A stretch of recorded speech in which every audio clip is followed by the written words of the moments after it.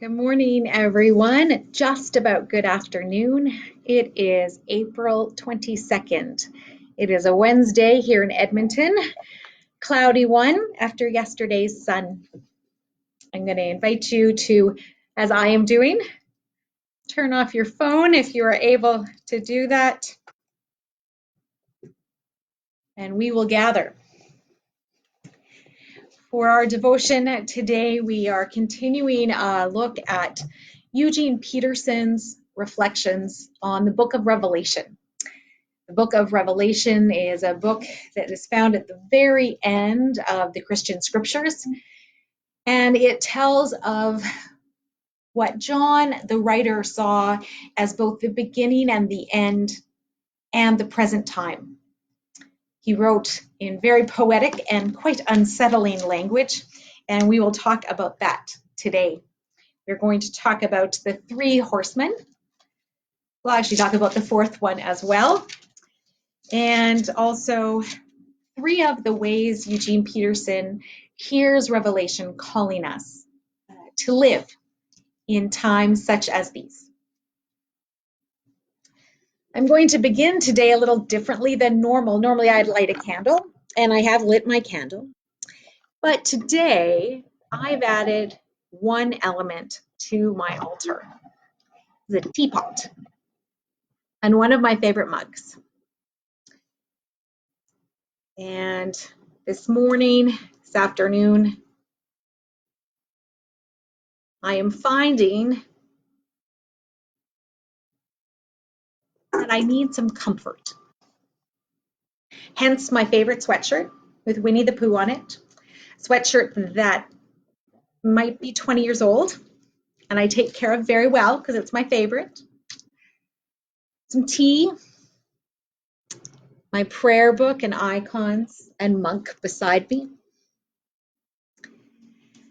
And you, the people who, like me, want to find God in this time and are willing to do it even in the most unsettling of books in the Bible.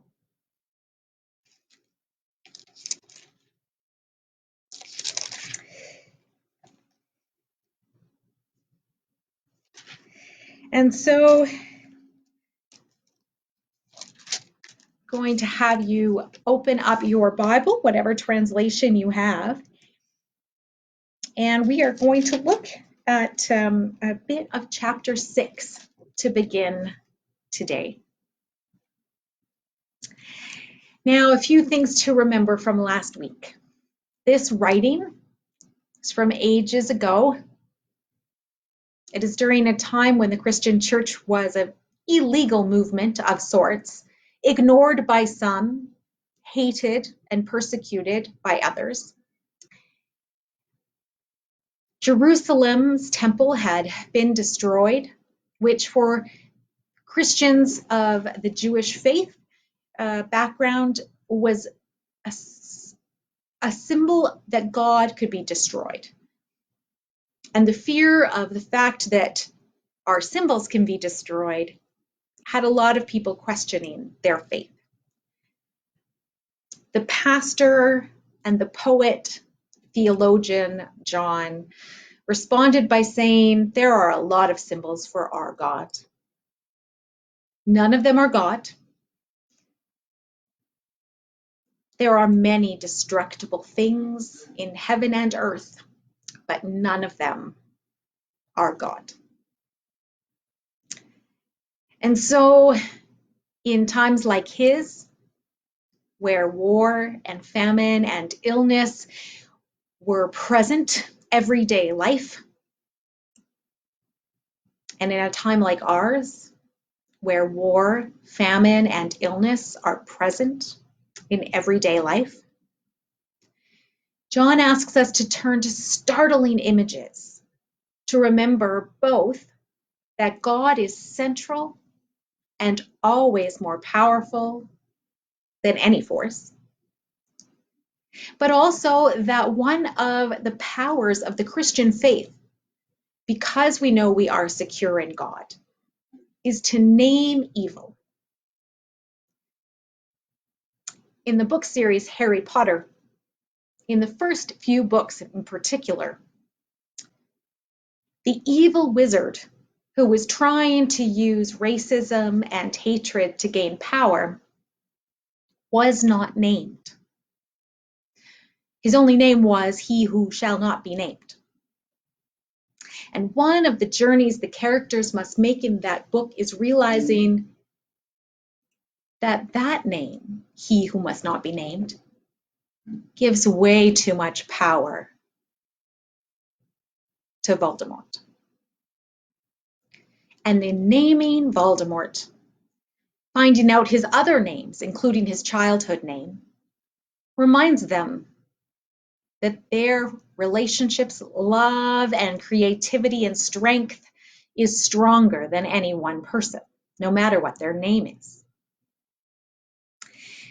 John puts into the book of Revelations very scary images for God, very frightening images for different aspects of creation, and frightening images of evil. He does so to ensure us that we do not fall asleep during these times, that we do not relax into the fact that our soul is safe with God. Sit back. But rather we hear the call of the Christian to courageously face evil, tell of how it is working in our world, and resist it. The four horsemen of the apocalypse become famous in many movies, and in many theologians' minds, they are all evil. One is a judge, and then you have war, famine, and illness, or pestilence, as it is called in some translations. But for Eugene Peterson, he says the first horseman is described too closely to how Jesus is described.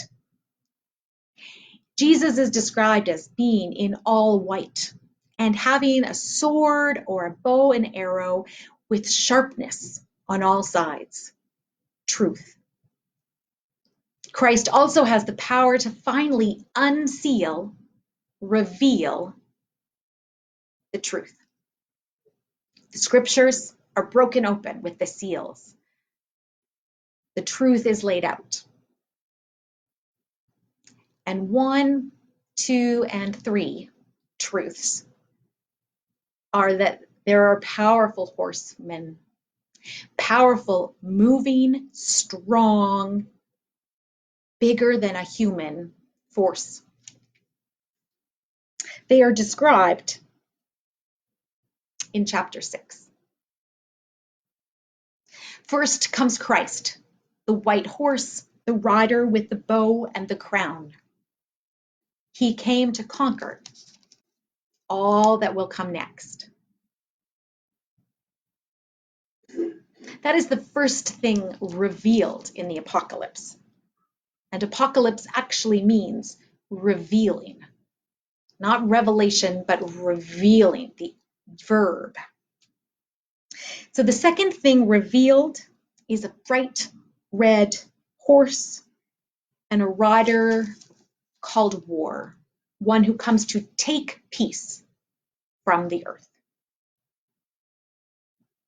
The third seal is a black horse, a rider with scales. And he says, a quart of wheat for the day's pay, 3 quarts of barley for a day's pay. But do not damage the olive oil and the wine. We will see in a moment that this is the horse of famine. And the fourth seal opens up pestilence and death on the earth. A pale green horse.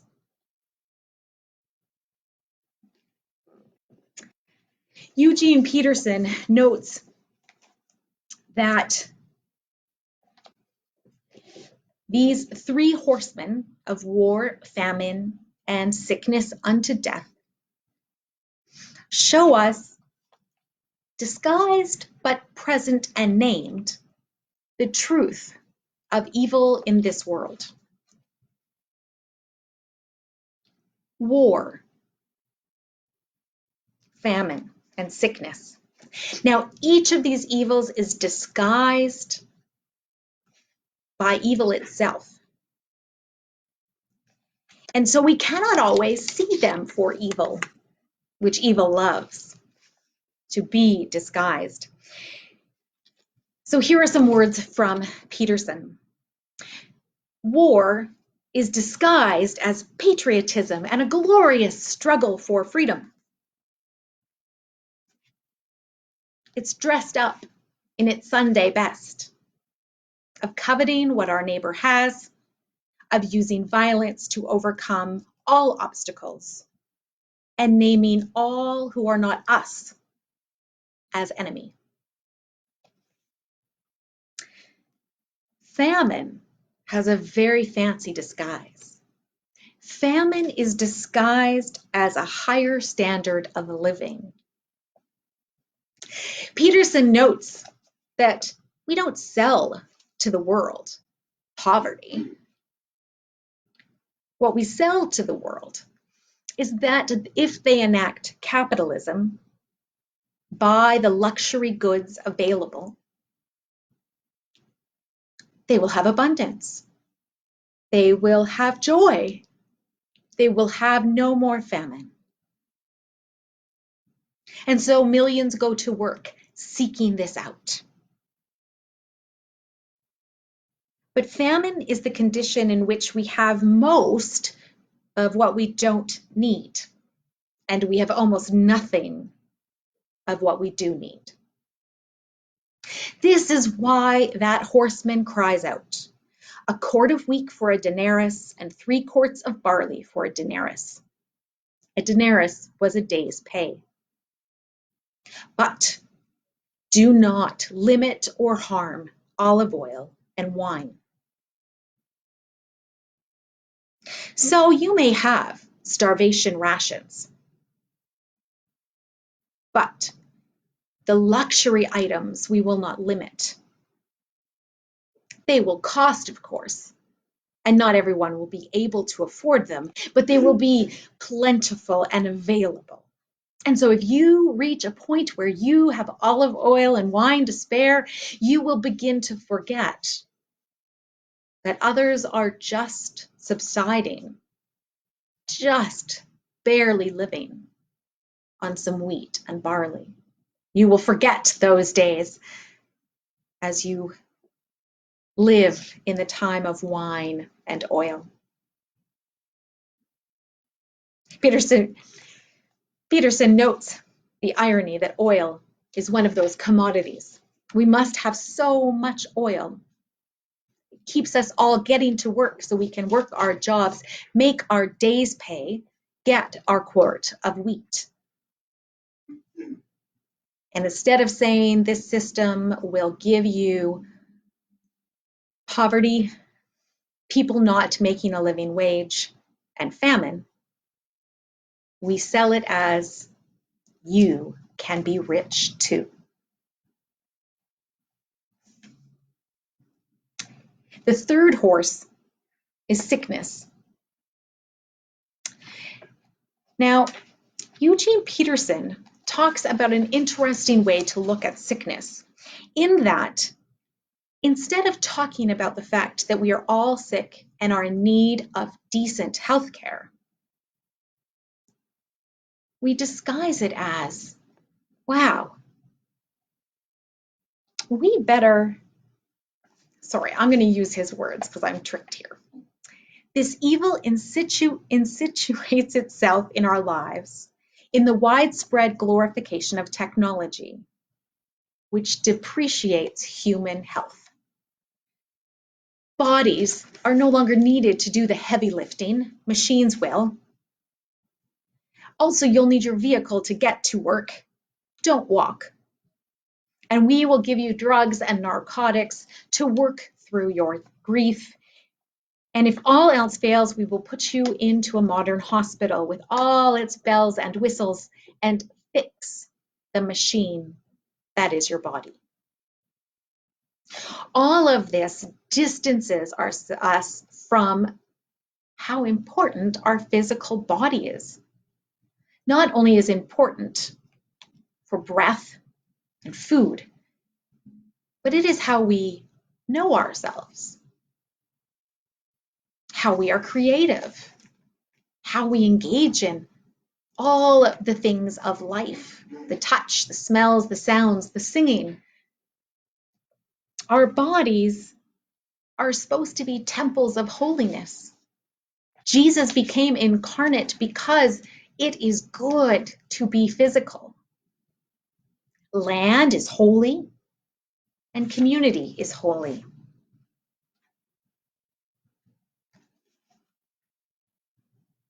And yet, technology would say that your body is not needed. It is not needed to connect with others. And boy, are we living in a time where we are all pulling out the stops, ensuring technology can do its job. And so, how are we called in this time to face these disguises? And I would say the beginning one is to remind ourselves daily that all of this connecting via technology is crucial and not the whole human experience.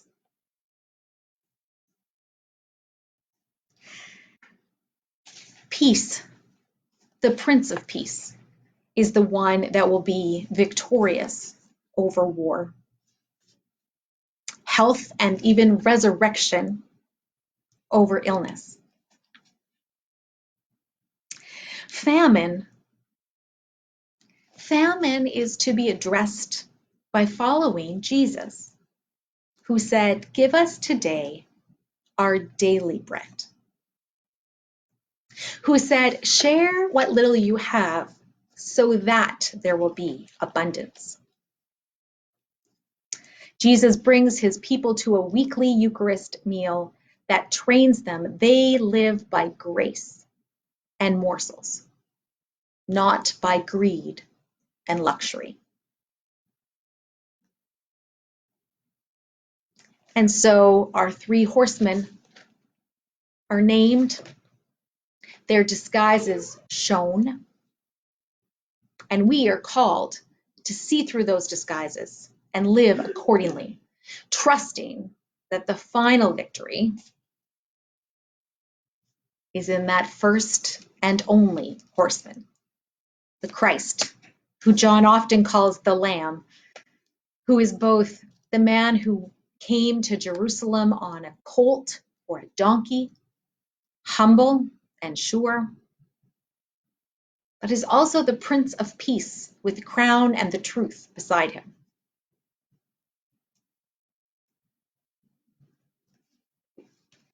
And so, what are our responses? What ways does John say we are to encounter this evil?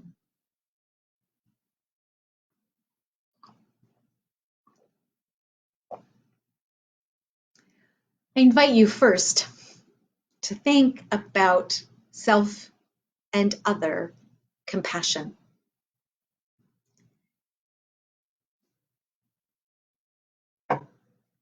We are not called to be saviors, redeemers, queens of peace, or wise counselors of hope at all times. No, we will never be any of those things, and we do not need to be. We are called to be faithful humans. Here are the three things that John believes can help us face the evils in the world and all the machinations, all the workings humans do to pretend there is no evil in the world. Worship, preach, holy living. We spoke a lot about worship, and you will note in Revelation that it begins with worship, with John finding himself fully in prayer, and getting to worship at the center of it all, God's throne and community. I'm going to invite you now to turn to the end of Revelation.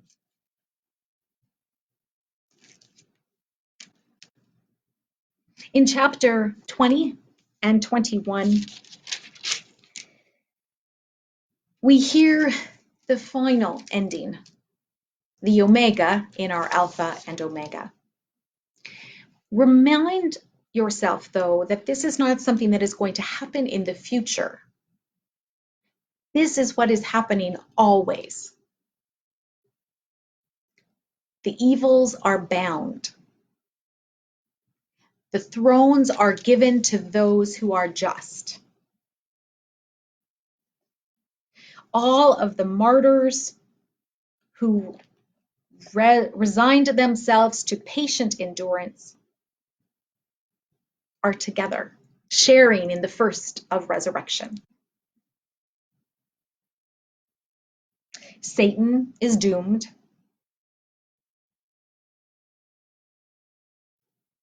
And all of a sudden, there is a new heaven and a new earth. In this new heaven, we are as gorgeous as a bride, as beloved as a groom. Yes, we are made to be delightful humans, beyond gender, but full of love, beyond physicality in some ways, and yet tied to physicality in others. And we worship. In chapter 21, the new temple is designed. It is designed out of gold and glass, emeralds, amethysts, and pearls. Worship is to always be seen as the most glorious way of communing with God. And in verse 25 of chapter 21, we read that the gates of this temple will never be shut by day, and there will be no night there. People will bring into it glory and honor, and nothing unclean will come and be present. When we had to close our church physically, many people thought, no, we are to be the church that is always open. But that church, that vision, that temple, that sanctuary that is perfect, always open to all, that exists only in the finale. Some of us believe that is what we will experience in heaven. Others believe that that is placed ahead of us so that we as a church are always practicing and striving for that, while knowing that we cannot ever reach it, that perfection. For we are physical, spiritual beings, vulnerable and limited. Worship is the time when we celebrate both God's immensity and God's specific love for us, ourselves. We have compassion for ourselves and give ourselves time to bathe in the bounty of God's love.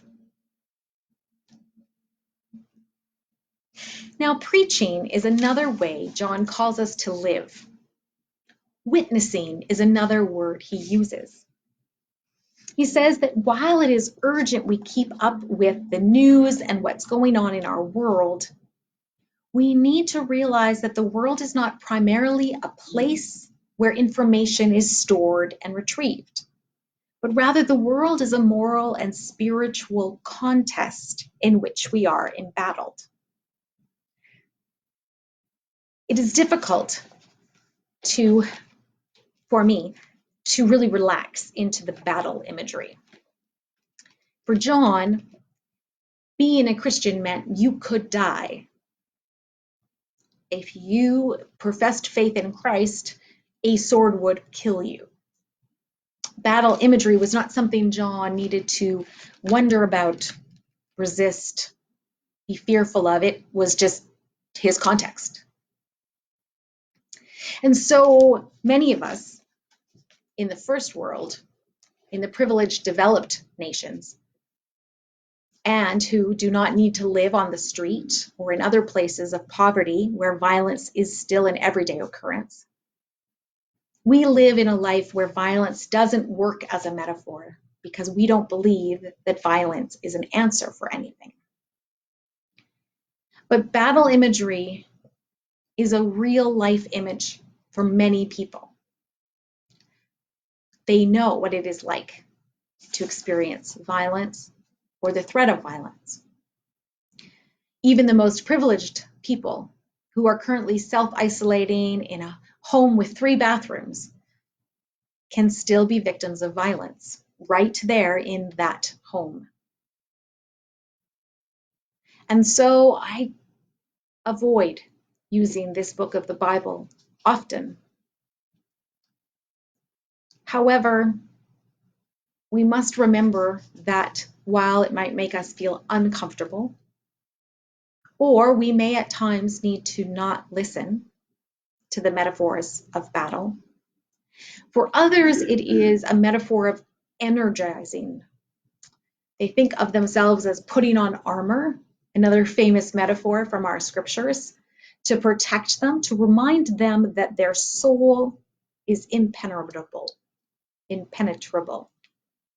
that God is holding us safe and secure. And so armor feels like the right image. We all know that truth and wisdom can sometimes cut us, seeking to change us and have us grow, but a painful process. And so swords and arrows are used as images for truth. And we all know that forms of evil often use violence as a way to control and contain. Even more powerful is the fear of violence. And so sometimes for some of us, the battle imagery will work, will help us understand what we are truly up against or energize us to resist something that is evil. I invite you, though, to explore other images if violence for you is too unsettling or worse, triggering. Instead, I like the word Eugene Peterson uses about what preaching or witnessing, telling others about your faith and God's love for them. It is translating our memories of faith and our ancestors' memories of faith into urgency. Not, my grandma used to go to church, but my grandma's faith is what helped her be resilient. And so she kept planting seeds, even in the drought years, even in the flood years, because she knew she must plant and let God do the rest. Urgency. We must share our stories urgently. Lastly, Eugene Peterson talks about holy living. And in Revelation, it talks a lot about prayer and worship, but also about how evil and we respond to one another. There is much violence in the vision, again, but a lot of those special biblical terms come up. And don't forget that they are to pull you back to the great stories of creation, Exodus, Isaiah and Ezekiel's prophecies, the kingdoms and the fall of the kings in Israel, as well as Jesus's journey. So when you see idols, scrolls, bowls, think back to all of what it is encompassing. The past had plagues. The present has plagues, and the future will too. And through all of them, God is urgently seeking freedom for the people, inclusion for the most vulnerable, and asking us to use our hands and feet to do it. But oh, we use our hands and feet to make idols.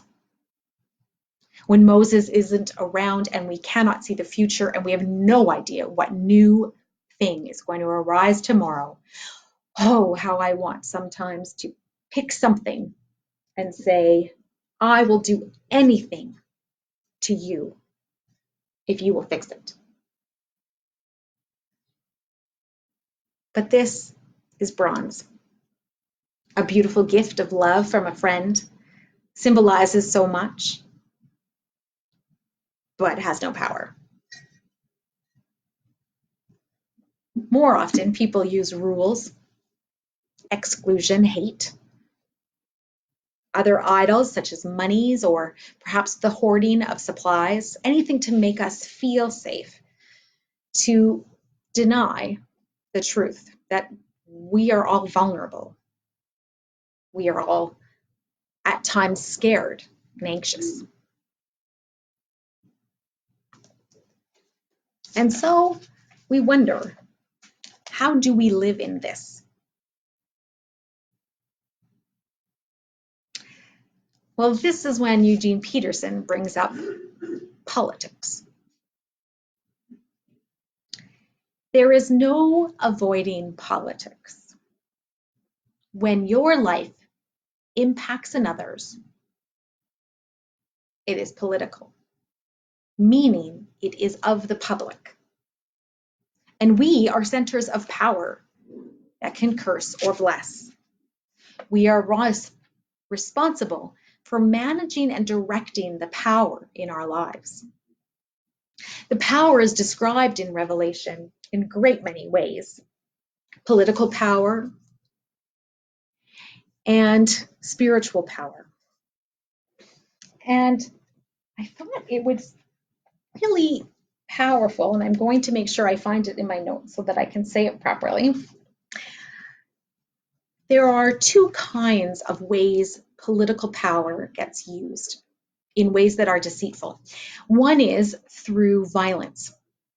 And John specifically calls us away from using that tool in our lives, to resist violence, which is ironic given all the violent imagery in his book. So I'm going to have you turn to a quote that is in Revelation. However, there it is. Oh, I'm so sorry. This is one of those blooper moments where I should have had this open beforehand. Got it. Chapter 13. Now, we've just heard about a dragon that tried to take down the nativity scene, literally. Mary was giving birth, a child was being born, and the dragon tried to overtake it. Instead, it was conquered and thrown to the earth. And the dragon went to the sea. And there was a great beast in the sea. This beast was strange and not quite right. Not just one animal, but all. And the world was amazed by it. The world gave over to its fear. And it spoke blasphemies, lies about God.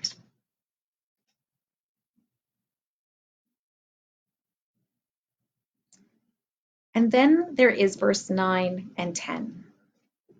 Let anyone who has an ear listen. If you are to be taken captive, into captivity you go.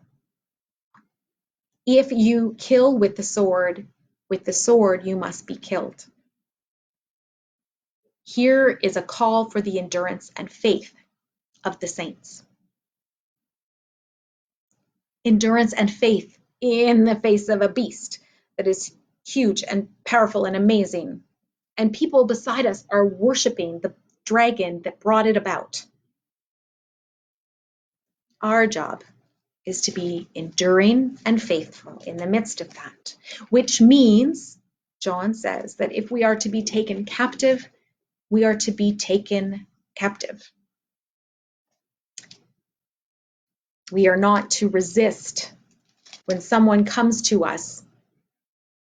We are, as Jesus would say, to turn the other cheek and walk away, shaking the dust off our feet. For John's disciples in his pastoral charges in this time, they literally were being taken into captivity, and this was a call to not create more violence and evil by harming those who came to arrest them. Then he says, if you kill with the sword you must be killed, which is actually, Eugene Peterson notes, a misquote from Ezekiel. The misquote happens because Ezekiel was pretty sure if the sword is taken up, we should take up the sword. And here it says, if the sword comes towards you, then you die. Not then you take up your sword, but then you are killed by the sword. A literally turning upside down of the teachings of a prophet that John loved. John quotes Ezekiel a lot. A lot of the images of women and dragons are taken from Ezekiel. Turn that upside down, he says, though. For now we are walking the Christ way. And the Christ way says, if the sword comes up, you will go down. You do not pick up the sword. The sea beast is one wanting power and languages of all the people and the nations, being able to turn words into wonders.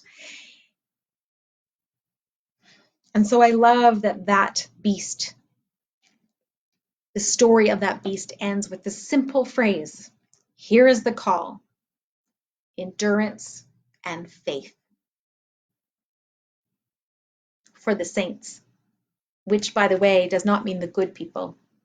It means the followers of Jesus, those of us who are messed up, marvelous, all the things in between. Never perfect, but always Christian. A second beast, by the way, does come in the second half of chapter 13. This is a land beast, and it performs great signs. Now, you think I've wandered away from politics, so let me take you back a bit. The work of evil in the world is deceit. Anything that takes us away from truths that may hurt, but truth. And so people in their interactions with one another, and leaders sometimes in interacting with the people they lead, can allow deceit and violence to take over. And the first beast says, I'm going to use violence and I am going to use power and authority. And John says, that is not the way that Christ reigns.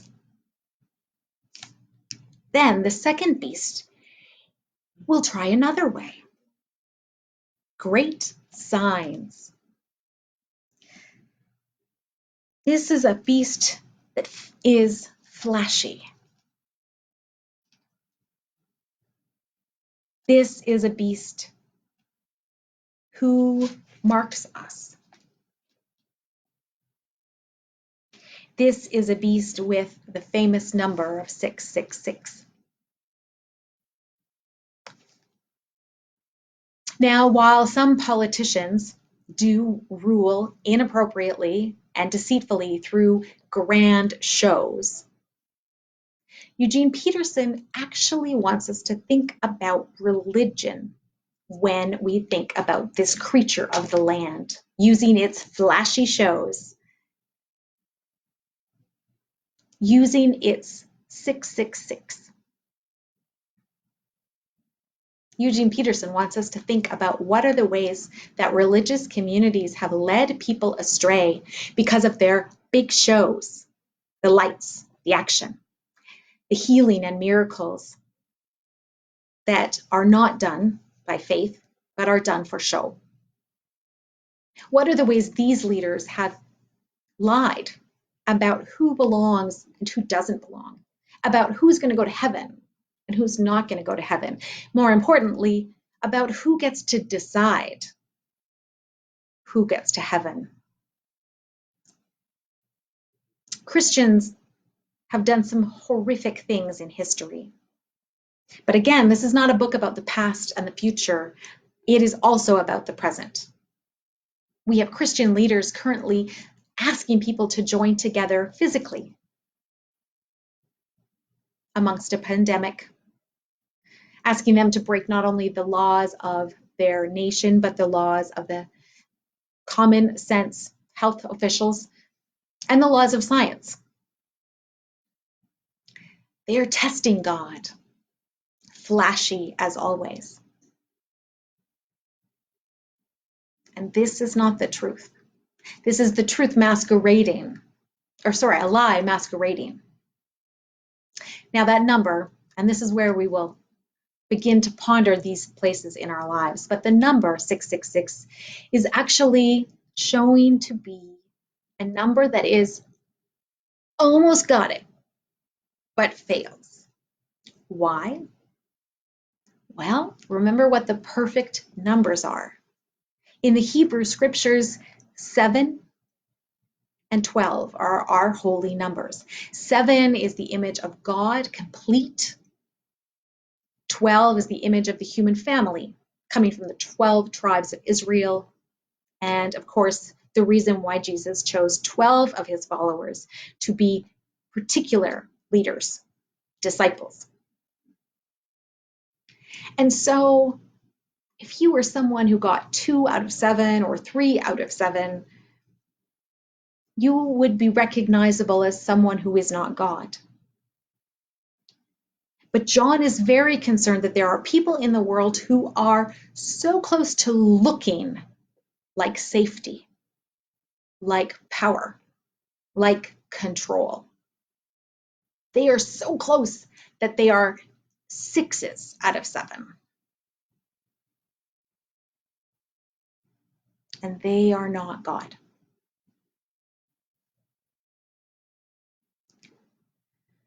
But that means to acknowledge 7 as only God, wholeness, completeness, safety, means acknowledging that all of our flashiness, all of our pride and courage, all of our truths and lies and trying and striving, under it all, we are vulnerable humans, not in control.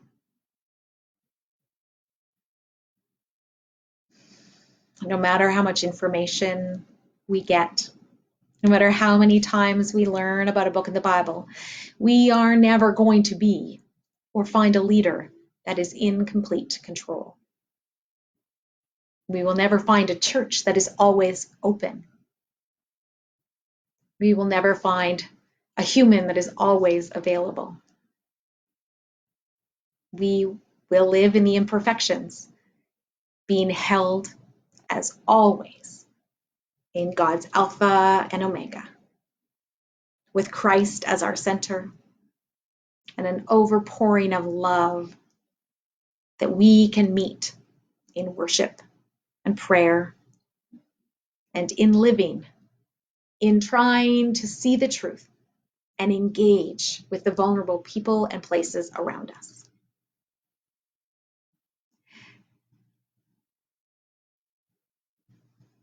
Where in your life have there been lies recently, deceits, Perhaps you've read about a miracle cure for COVID. Perhaps you've heard that the restrictions on your moving about is going to be lessened in a few days, just a few more days. Maybe you've been believing that your vulnerability to the disease isn't, well, a vulnerability. Or perhaps you know you're vulnerable to the disease, but, well, like I sometimes think, I am completely defensible against loneliness and isolation. I like being home alone. I can get through this without any help.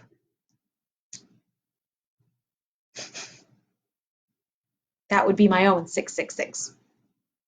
My own way of saying, oh, I'm God. Why would I need anyone else? And so I call you to mark yourself, child of God. Mark yourself with the marks of discipleship, of prayer and worship, of asking for help from spiritual friends, from being served and serving others when you can, discerning the Spirit, the wisdom through the lies.